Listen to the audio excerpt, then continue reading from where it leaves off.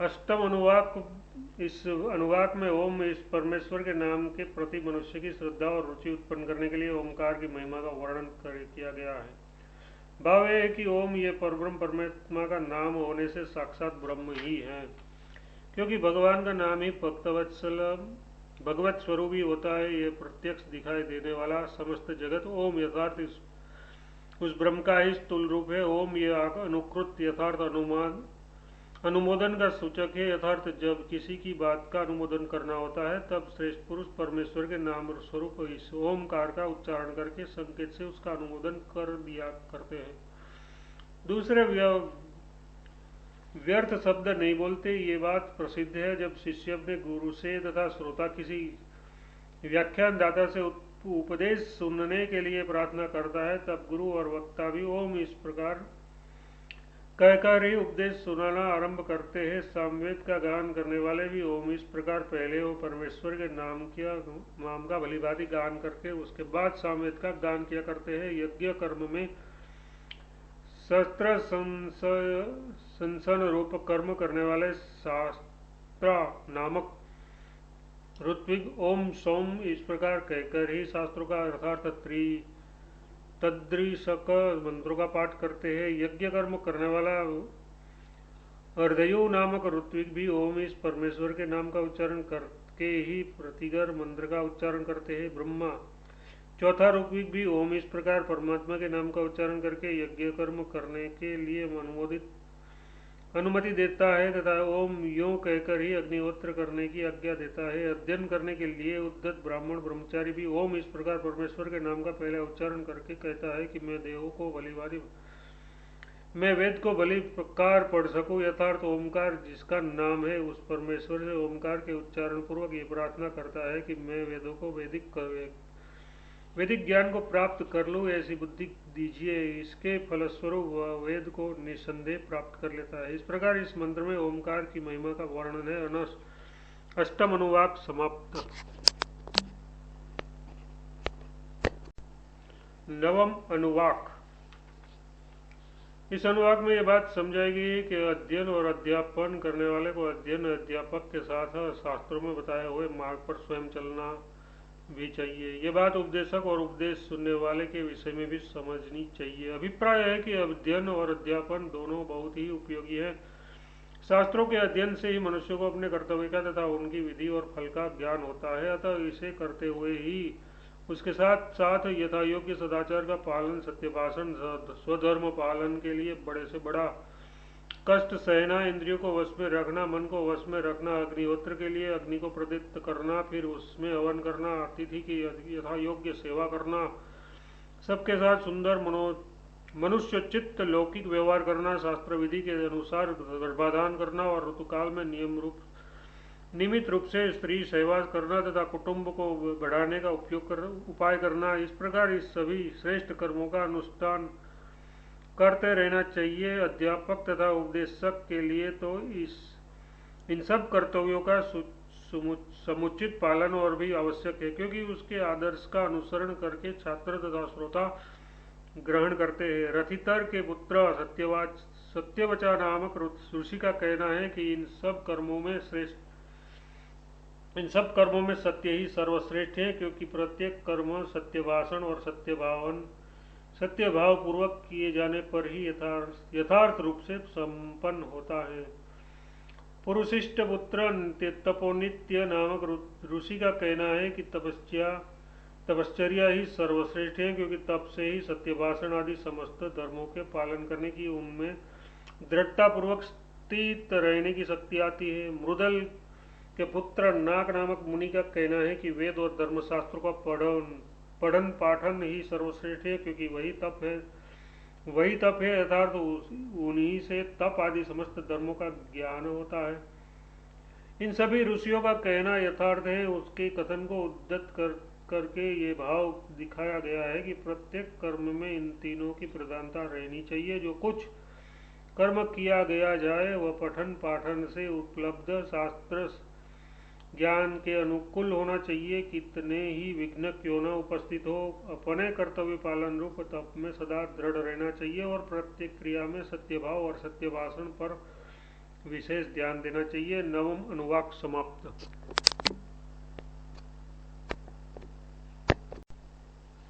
दसम अनुवाक त्रिशंकु नामक ऋषि ने परमात्मा को प्राप्त होकर जो अपना अनुभव व्यक्त किया था उसे ही इस अनुवाक में उद्धृत किया गया है। त्रिशंकु के वचनानुसार अपने अंतःकरण में भावना करना ही परमात्मा की प्राप्ति का साधन है, यही बताने के लिए इस अनुवाक का आरंभ हुआ है। श्रुति का भावार्थ यह है कि मैं प्रवाह रूप में अनादिकाल से चले आते हुए इस जन्म मृत्यु रूप संसार वृक्ष का उच्छेदन करने वाला हूँ। ये मेरा अंतिम जन्म है, इसके बाद मेरा पुनः जन्म नहीं होने का। मेरी कीर्ति पर्वत शिखा की भांति उन्नत एवं विशाल है। अन्नोत्पादक शक्ति से युक्त सूर्य में जैसे उत्तम अमृत का निवास है, उसी प्रकार मैं भी विशुद्ध रोग दोष आदि से सर्वथा मुक्त हूँ, अमृत स्वरूप है। इसके सिवा मैं प्रकाश युक्त घन का भंडार हूँ, परमानंद रूप अमृत में निमग्न और श्रेष्ठ धारणा युक्त बुद्धि से संपन्न हूँ। इस प्रकार ये त्रिशंकु ऋषि का वेदानुवचन है, यथार्थ ज्ञान प्राप्ति के बाद व्यक्त किया हुआ आत्मा का उद्गार है। मनुष्य जिस प्रकार की भावना करता है वैसा ही बन जाता है। उसके संकल्प में यह अपूर्व आश्चर्यजनक शक्ति है, अतः जो मनुष्य अपने में उपयुक्त भावना का अभ्यास करेगा वह निश्चय ही वैसा ही बन जाएगा। परंतु इस साधना में पूर्व सावधानी की आवश्यकता है। यदि भावना के अनुसार गुण न आकर अभिमान आ गया तो पतन भी हो सकता है। यदि इस वेदानुवचन के रहस्य को ठीक समझकर इसकी भावना की जाए तो अभिमान की आशंका भी नहीं की जा सकती। दसम अनुवाक समाप्त।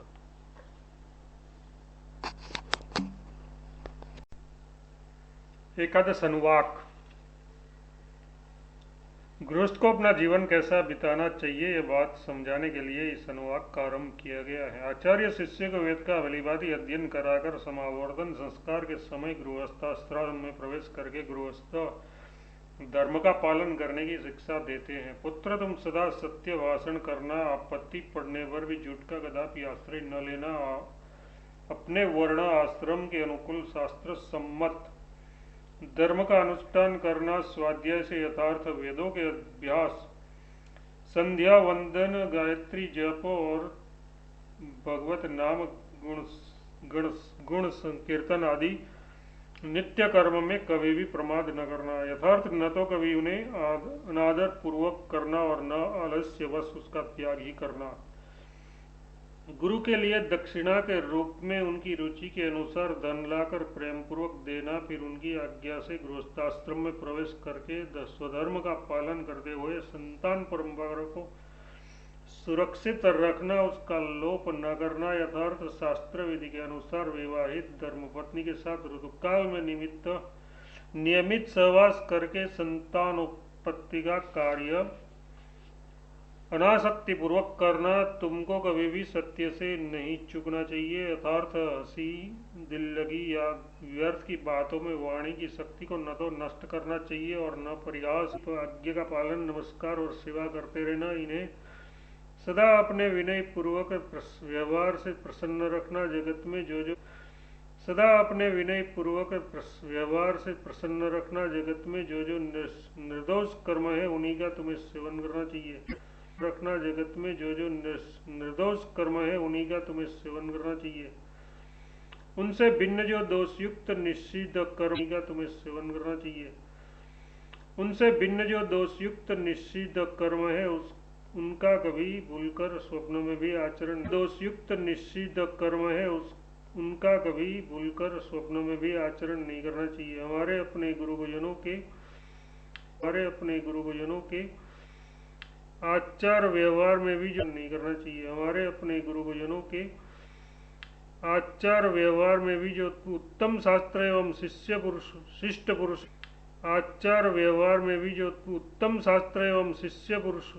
पुरुषों द्वारा अनुमोदित आचरण है, जिसके विषय में किसी प्रकार शिष्ट पुरुषों द्वारा अनुमोदित आचरण है, जिसके विषय में किसी प्रकार की शंका को स्थान नहीं है, उन्हीं का तुम्हें अनुसरण करना चाहिए, उन्हीं का सेवन करना चाहिए। जिसके विषय में जरा सी भी शंका हो उनका अनुकरण कभी भी नहीं करना चाहिए। जो कभी भी जो कोई भी हमसे श्रेष्ठ वय विद्या तप आचरण आदि में बड़े तथा ब्राह्मण आदि पूज्य पुरुष घर पर पधारे उसको पाद्य अर्घ्य आसन आदि प्रदान करके सब प्रकार से उसका सम्मान तथा यथा योग्य सेवा करनी चाहिए।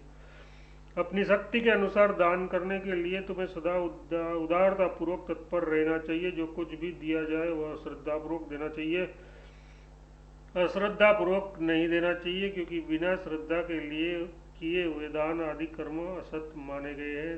गीता 17वां अध्याय 27वां श्लोक। लज्जा पूर्वक देना चाहिए, यथार्थ सारा धन भगवान का है, मैं यदि इसे अपना मानो तो ये अपराध है। इसे सब प्राणियों के हृदय में स्थित भगवान की सेवा में ही लगाना ये मेरा कर्तव्य है। मैं जो कुछ दे रहा हूँ वह भी बहुत कम है, यो सोचकर संकोच का अनुभव करते हुए देना चाहिए। मन में दानीपना के अभिमान को नहीं आने देना चाहिए। सर्वत्र और सब में भगवान है, अतः दान लेने वाले भी भगवान ही है। उनकी बड़ी कृपा है कि मेरा दिया हुआ स्वीकार कर रहे हैं। यो विचार कर भगवान से भय मानते हुए दान देना चाहिए। हम किसी का उपकार कर रहे हैं ऐसी भावना मन में लाकर अभिमान या अभिनय नहीं प्रकट करना चाहिए, परंतु जो कुछ दिया जाए वह विवेक पूर्वक उसके परिणाम को समझकर निष्काम भाव से कर्तव्य समझकर देना चाहिए।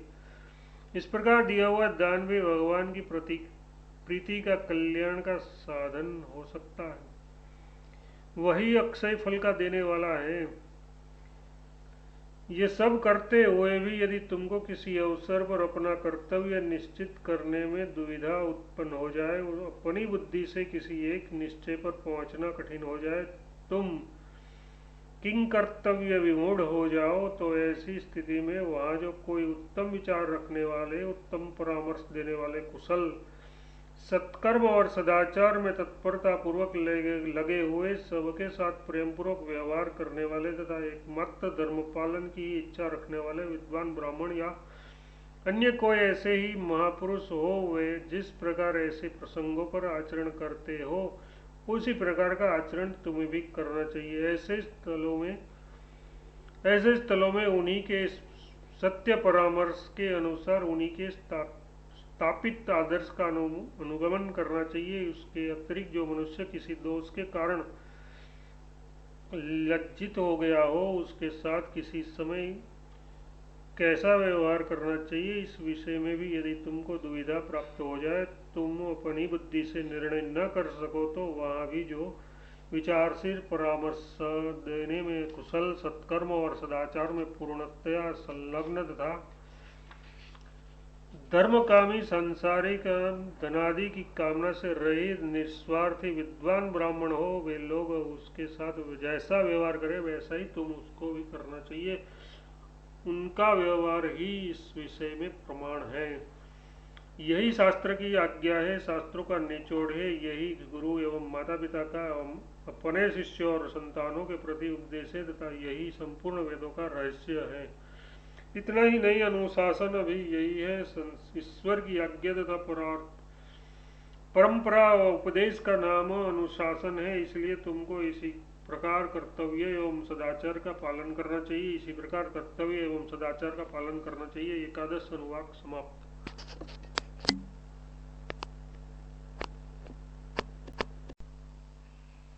द्वादश अनुवाक।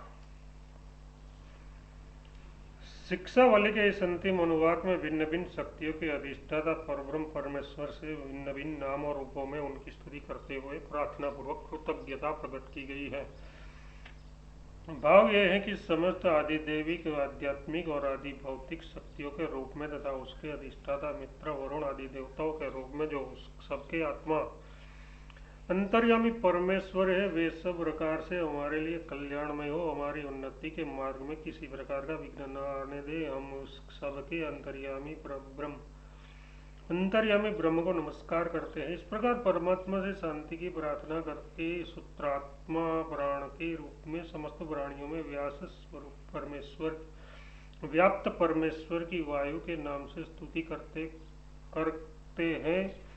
हे सर्वशक्तिमान, सबके प्राण स्वरूप वायुमय परमेश्वर, आपको नमस्कार है। आप ही समस्त प्राणियों के प्राणस्वरूप और प्रत्यक्ष ब्रह्म है, अतः मैंने आपको ही प्रत्यक्ष ब्रह्म कहकर पुकारा।